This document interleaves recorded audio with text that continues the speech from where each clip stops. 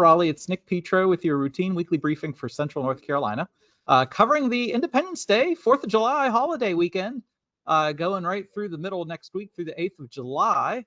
And heat is the big story here. So, all right. So the pattern. Well, we've got, you know what? Let's show something else here. Bear with me here for just a second. Let me see if well, maybe I can't do that. Okay, you know what? Let's just go through. I was going to show a web page, but let's see here. Oh, there we go. All right, I can show that web page. All right, there we go. That's what I wanted to show. This is a satellite image with sort of pressure and heights, and you know, a lot of folks have been wondering what exactly is a heat dome. Well, dome, sometimes for years we've been kind of using this sort of like weather slang, a dome of high pressure. Have you ever heard of a dome of high pressure? Well, that terminology, dome of high pressure, and we're looking at one right here on this map. See the yellows represent dry air, and this, you see how the winds are circulating clockwise? That's going around a big ridge or high pressure. And what happens is we say dome because the atmosphere is more expanded. It's deeper, it's thicker. It literally is thicker under high pressure.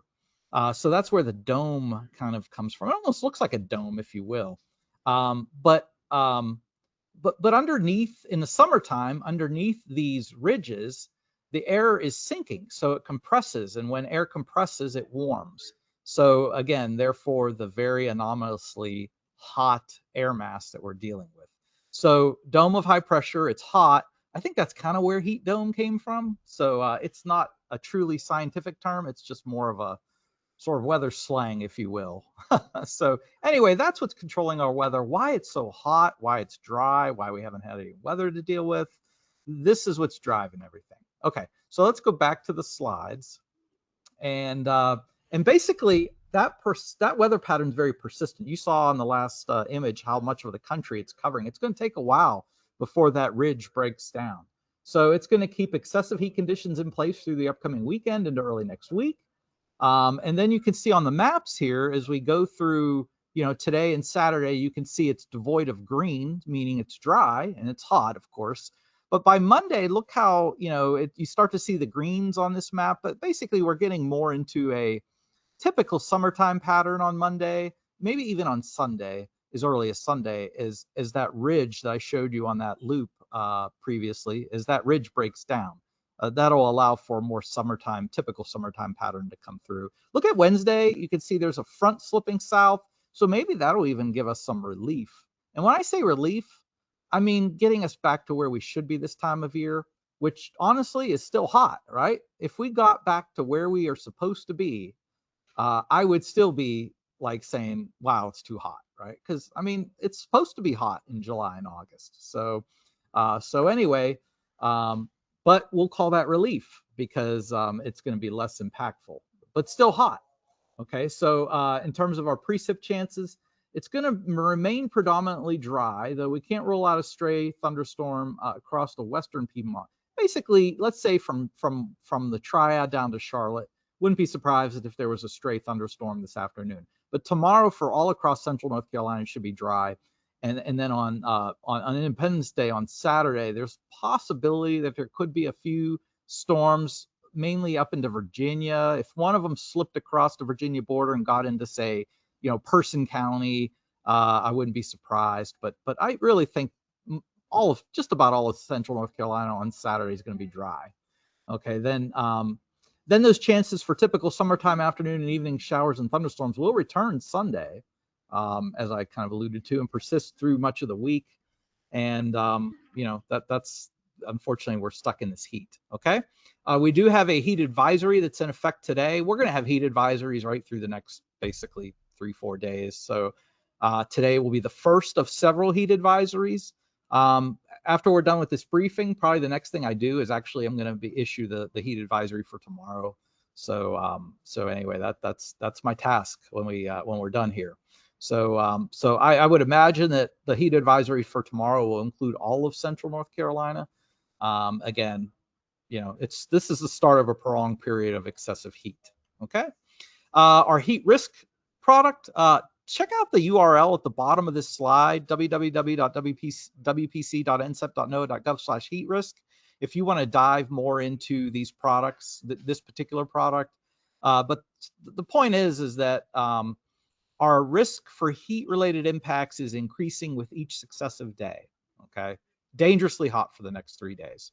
How much rain for the next 5 days? Pretty much dry today, although you can see, between Greensboro and Charlotte, a little bit of light green showing up. That's that stray shower storm I mentioned. Tomorrow, most of the shower and thunderstorm activity should be northwest of the Triad and up into Virginia. Saturday, pretty much the same. I think most of central North Carolina stays dry. And if you're watching from the Triad, I really think even most of the Triad should stay dry. I think what that's representing is just, again, a less than 15% chance of rain. And if there were a stray shower thunderstorm, most likely would be, again, the Virginia border counties. Okay. Sunday, maybe a few hit or miss showers and storms. And then Monday, maybe a little bit better coverage. Really not a whole lot of relief in terms of drought relief and rain for the next 5 days. All right. No risk for flash flooding the next 3 days. Severe thunderstorm chances. For Saturday, I think the best chance for storms is up into Virginia. It's so dry and subsident over us. With that ridge, I really think that the best chance for storms will be north. And then no severe weather threat, at least through the rest of that period. At least confidence isn't high enough. Okay. All right. So no tropical cyclone activity expected in the next 7 days. Here's the latest drought update. Not much of a change there. What about looking further ahead? Above normal temperatures? And, all we can do is keep our fingers crossed that the above normal precip is actually going to happen. So I've seen this time after time after time, and it really not pan out, the 8 to 14. But that's because that's what the models show, right? And the models, when you get far out in models, what do the models try to do? They try to go back to what you should get, okay? So that's why, we've seen frequently the 8 to 14 days show above normal chances, and then we're still in a drought here. We haven't really seen that materialize. It's because when you get out into the model world beyond the next 7 days, it tries to tend to deviate back to where we should be. Which is more rain than what we have had, right? So that would be above normal. All right. Okay, so our graphical hazardous weather outlook is obviously the thing that jumps off the page is the extreme heat.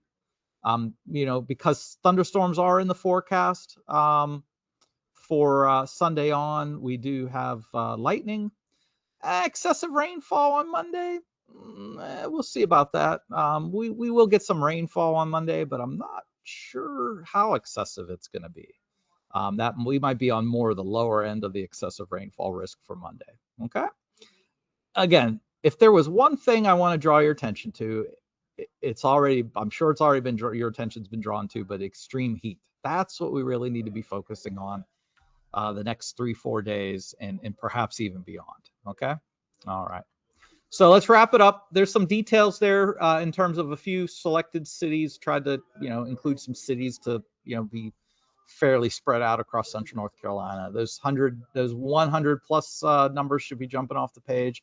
But excessive heat, that's the thing we need to be focusing here on the next couple days. Temperature might see a slight decline towards seasonal averages by the middle of next week, but that's still hot, right?